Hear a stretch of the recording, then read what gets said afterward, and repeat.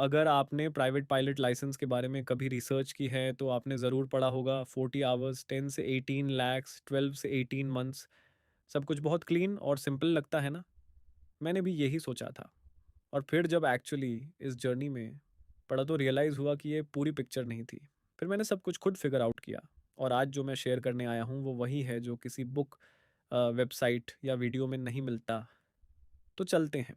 तो पहले basics clear कर लेते हैं। प्राइवेट पायलट लाइसेंस डीजीसीए से इशूड एक लाइसेंस है जो आपको लीगली एक स्मॉल एयरक्राफ्ट फ्लाई करने की परमिशन देता है।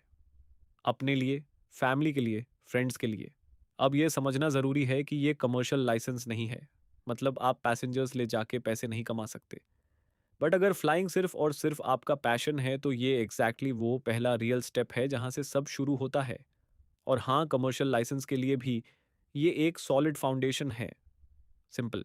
चलो अब एलिजिबिलिटी देख लेते हैं। एज की बात करें तो ट्रेनिंग स्टार्ट करने के लिए 16 साल चाहिए, जो कि स्टूडेंट पायलट लाइसेंस की रिक्वायरमेंट है।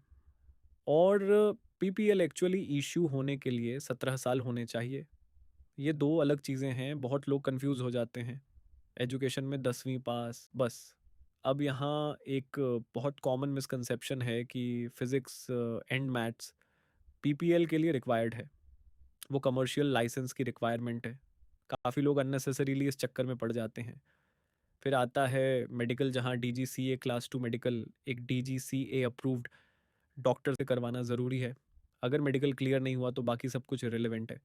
और एक और चीज़ जो ऑलमोस्ट कोई प्लान नहीं करता, PCC, police clearance certificate background check होता है। इसमें टाइम लगता है, इसलिए पहले से अप्लाई कर दो। अब आता है वो पार्ट जहाँ रियलिटी और पेपर में सबसे बड़ा गैप है। डीजीसीए कहता है मिनिमम 40 फ्लाइंग आवर्स। ये सच है, बट सिर्फ मिनिमम के लिए। ग्राउंड रियलिटी में स्कूल्स खुद एडमिट करते हैं, और ये मैं अपना पर्सनल एक्सपीरियंस शेयर कर रहा हूँ कि 50 से 70 आवर्स तक लग सकते हैं। और ये जो फ्लाइंग स्कूल की वेबसाइट्स पे लिखा होता है 9 से 12 मंथ्स में कंप्लीट हो जाएगा, ये फुल टाइम स्टूडेंट्स के लिए है जो सिर्फ फ्लाइंग के लिए आए हैं। अगर आप वर्किंग प्रोफेशनल हैं और जॉब के साथ कर रहे हैं तो 2 साल भी लग सकते हैं। शेड्यूलिंग फ्लेक्सिबल नहीं होती हर जगह। और फ्यूल शॉर्टेज एक रियल कंसर्न है, क्योंकि फिर एयरक्राफ्ट कई दिनों के लिए, वीक्स के लिए, कभी कभी उससे भी ज़्यादा टाइम के लिए ग्राउंड हो सकते हैं। ये आपके कंट्रोल में बिल्कुल नहीं है। इसलिए स्कूल से पहले ही सब पूछो, जैसे डेली आवर लिमिट क्या है, कैंसलेशन पॉलिसी क्या है, फ्यूल शॉर्टेज में क्या होता है। थियोरी एग्जाम्स की बात करते हैं। 3 पेपर्स हैं total. Technical general 50 questions, 2 marks each, total 100 marks. Technical specific, same structure, same marks. और थर्ड है कंपोजिट, 100 क्वेश्चंस, 1 मार्क ईच। और इस एक पेपर में 3 सब्जेक्ट्स हैं, मीटरोलॉजी, एयर रेगुलेशंस और नेविगेशन।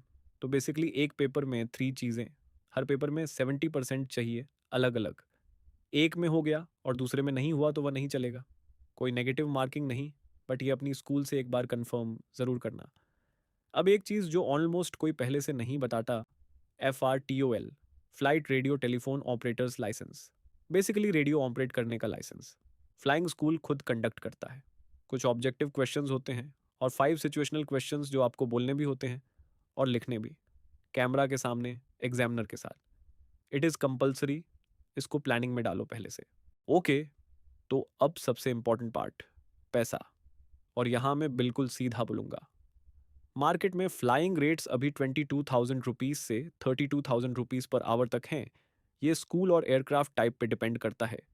मैं यहाँ सेसना 172 को कंसिडर कर रहा हूँ। ग्राउंड क्लासेस 75,000 से 1.5 लैक्स तक जाती हैं। ये भी स्कूल पे डिपेंड करता है। और स्कूल्स के अपने अलग चार्जेस भी होते हैं, तो पहले से पूछो कि एग्जैक्टली क्या क्या पे करना पड़ेगा। एडवांस पेमेंट की बात करें तो इंडिया में ऑलमोस्ट हर स्कूल पहले पैसा मांगता है फ्लाइंग शुरू होने से पहले। अब रियल नंबर्स देखो। डीजीसीए के मिनिमम 40 घंटे पे 8 लाख से 12 लाख तक। रियलिस्टिक बात करें तो 60 घंटे पे 13 लाख से 19 लाख। और वर्स्ट केस 70 घंटे पे 15 लाख से 22 लाख या उससे भी ऊपर। इसके बाद ग्राउंड क्लासेस, ट्रैवल और स्टे, और अगर आप दूसरे सिटी से आ रहे हैं तो ये भी ऐड होगा। रियलिस्टिक टोटल प्लान करो 15 लैक्स से 23 लैक्स प्लस के लिए। जो 10 से 18 लाख आपने पढ़ा था वो बेस्ट केस है, सो प्लान स्मार्टली।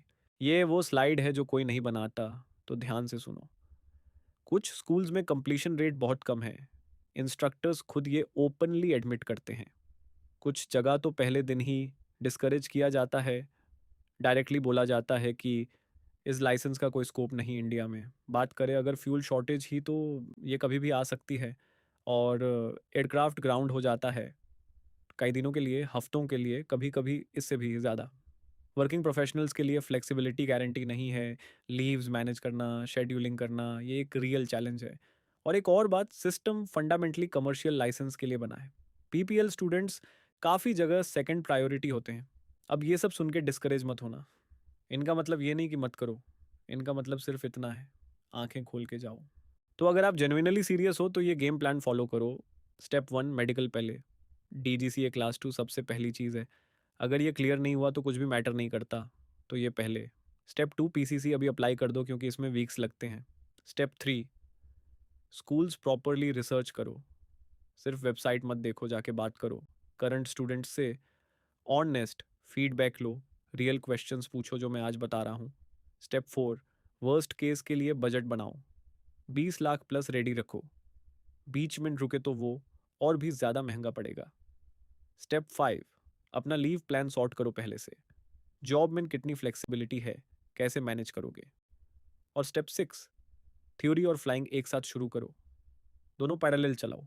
टाइम और पैसा दोनों बचेगा। ये है आपका game plan. M PPL in India is tough, मैं झूठ नहीं बोलूँगा। काफ़ी चीज़ों के अगेंस्ट लड़ना पड़ता है, लेकिन जो लोग कंप्लीट करते हैं वो स्पेशल नहीं होते, वो बस रुकते नहीं। मैंने सब कुछ खुद फिगर आउट किया और इसीलिए ये चैनल है, ताकि आपको सेम स्ट्रगल ना करना पड़े। अगले वीडियो में हम बात करेंगे डीजीसीए एग्ज़ाम्स की रियल प्रिपरेशन के बारे में, वो भी उतना ही इंटरेस्टिंग होगा। तब तक फ्लाई हाई,